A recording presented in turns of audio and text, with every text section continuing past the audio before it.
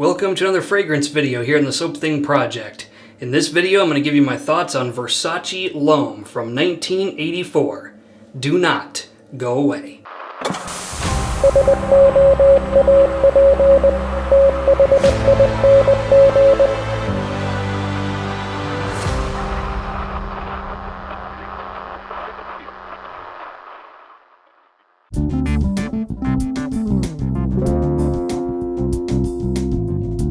Alright, presentation time for the Versace L'Homme. Here is the box right here. It's got this beautiful slate brown with silver, very 1980s. These dark pastel colors were found in a lot of fragrances from this era. The front of the box has Versace L'Homme Eau de Toilette concentration, 100 ml. The top of the box just says Versace. Nothing on the sides. On the back, it just has the ingredients and the concentration. And on the bottom of the box, you do have the barcode and batch code. And according to my batch code, I have a 2022 bottle, and this is a 1984 original release. Let's take a look at the bottle. Here it is right here. It's got a clear bottle, yellow liquid, built-in atomizer, no cap. The cap is a little flimsy, if I'm being honest, but the sprayer is actually quite phenomenal. We'll talk about the sprayer here in a second. It does have these really beautiful frosted glass elements to it on the sides. Really a classy looking bottle. You can actually find this fragrance in a lot of different places. I've seen it on discounters such as Fragrance X, Fragrance Net. I personally found this one when I was at the duty-free store at Heathrow Airport in London, and I paid about 20 quid for it, so about 23 US dollars. It's a budget fragrance, so you're not going to pay too much for it. Let's go ahead and spray this atomizer, and I'll show you what a beast this atomizer is. That atomizer really puts it out there. Alright, let's go over the notes for Versace L'Homme. In the opening, we have lemon, bergamot, petitgrain, basil, green notes, and pimento. In the mid, we've got carnation, cinnamon, cedar, jasmine, patchouli, sandalwood, and rose.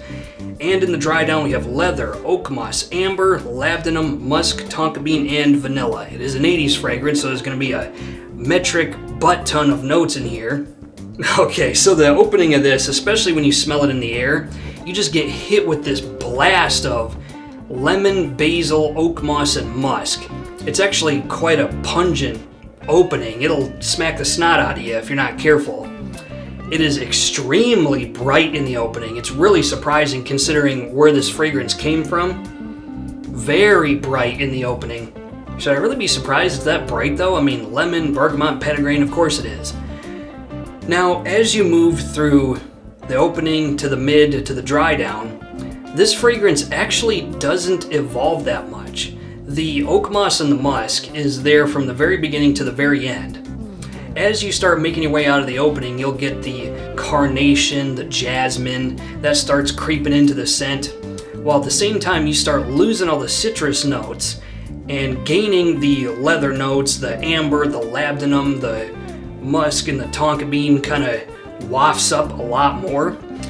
And as you slowly make your way through the life of the fragrance, this actually goes from being a very aromatic, oak mossy, citrusy sort of a scent. It's categorized as a spicy citrus. It goes from that to being quite a dark, leathery, resinous kind of fragrance. By the time you get to the very end of the life of the fragrance, you have almost no citrus notes, and it's this really dark, floral, woody, leathery, resinous sort of thing. I guess it does evolve more than I initially stated, but it kind of evolves linearly. It goes through the notes kind of in the order that they're presented. Funny story about this, actually. Have you ever smelled a fragrance and then your most immediate thought doesn't make a lot of logical sense? That's what happened to me when I smelled this. When I pulled this out of the box and sprayed it for the first time, my first conscious thought was, this smells like Kyle Reese from Terminator 1. Come with me if you want to live. Why I thought that, I have no idea, but that was my most immediate conscious thought when I smelled this fragrance for the first time is Kyle Reese. Figure that one out. What's the horsepower like on this thing? Pretty damn good. I'm going to go ahead and put it in the Chevy Monte Carlo SS category of fragrances. It's a wild ride, but it's definitely shown its age. Hours of longevity on this guy. My 3 days of testing, I got a 9 and 2/8, and on the 9-hour day I sprayed it a couple more times than normal, so you kind of get out of it what you spray. Projection for this thing is bordering on beast mode, but not quite. You're going to get beyond arm's length out of this thing for the first half of the life of the fragrance, and then it actually rather quickly retreats in and becomes a skin scent probably around the 7 or 8 hour mark when it finally reaches the end of the life of the fragrance. I do occasionally have a habit of going nose blind to this. During my 3 days of testing, I actually wore it to work, and I was sitting across the office from one of my coworkers. It's actually a fairly big office.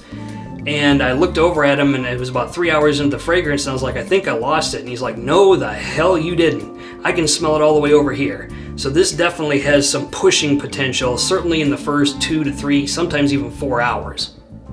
What's the compliment factor like on this thing? It's different. Bear in mind that you're more likely to get compliments from people you already know. So I've noticed that people at work, when I wear this at work, they either love it or they think it's the funniest thing ever. Like, I've actually walked by people at work and they look at me and go, nice, as if to be surprised that I had the audacity to wear such a thing in 2023 when everybody's wearing Versace Dylan Blue. If you whip this out and wear it in front of people, they're either going to have a tremendous amount of respect for you or they're going to laugh at you. I've actually had quite a few people start cracking jokes. The 80s called, they want their cologne back, that kind of bullshit. I don't think anybody openly found it repulsive. I don't think it's that kind of scent. I think as far as 80s fragrances go, it's a rather forgiving one. If I'm being honest, it's definitely not challenging to wear, I don't think. It is a insanely masculine fragrance. There is no way a woman could pull this off. There's just no way. When would you wear this? Oh boy. I think you'd want to dress up for this, like a suit and tie. If you can rock a beard in your suit and tie, you'd definitely probably pull this off a lot easier. But I think for the most part, as long as you are well composed, you could probably pull this off. It's all about confidence. I think on really hot summer days, this would be too much for people. I think they would probably get a headache off of it. In the dead nuts of winter, this thing would be amazing. It will just push through that cold air, no problem at all. Fall and springtime, I think it'll be fine. The only time I really wouldn't wear it is during the hot summer days. So my final thoughts on Versace L'Homme. I actually really like this.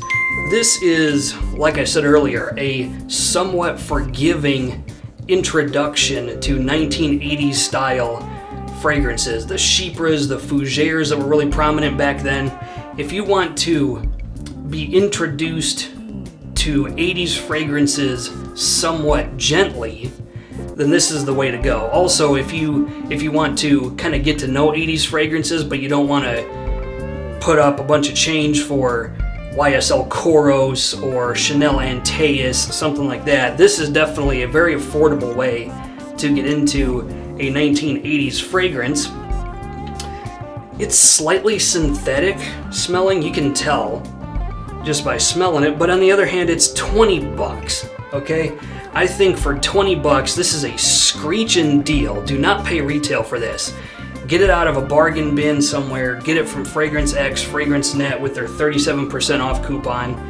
And if you can get it for around 20 to 22 bucks, you have yourself a screeching deal on a classic fragrance that seems to have withstood the test of time. It's probably been reformulated to death. I can't imagine what it would have been like when it first got released in 1984. But it is still, even today, kinda almost bordering on beast mode of a fragrance. It is a really powerful situation when you're wearing this. And there you have it, Versace L'Homme. Questions, comments, put them in the comments section of the video. Otherwise, do yourself a favor and spray like you mean it. Thanks for watching.